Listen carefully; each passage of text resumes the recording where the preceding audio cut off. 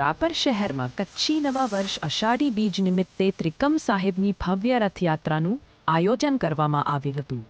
શુક્રવારના રોજ દરિયાસ્થાન મંદિરથી રથયાત્રા નીકળી હતી, જે માલી ચોક, એસટી ડેપો રોડ, દેના બેંક ચોક, નગાસર તળાવ જેવા વિસ્તારોમાંથી પસાર થઈ ત્રિકમ સાહેબ બીડા ખાતે સંપન્ન થઈ હતી. અહીં ભક્તિભાવથી ભરેલું મંડળો અને સંતવાણી, મહાપ્રસાદ જેવા કાર્યક્રમો યોજાયા હતા. મહાપ્રસાદના દાતા જમનાબેન બશરામભાઈ પાલાભાઈ રાઠોડ પરિવાર રહ્યા હતા.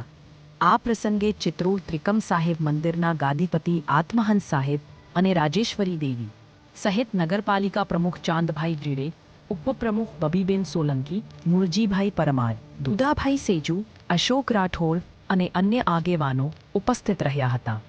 સુરક્ષા માટે રાપર પીઆઈ જેબી બુબડિયા અને તેમના સ્ટાફે વ્યાપક વ્યવસ્થા ગોઠવી હતી.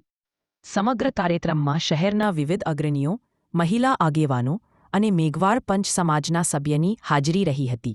ભક્તિ, ભાઈચારો અને સંસ્કૃતિની આ ભવ્ય ઝાંખી રહી.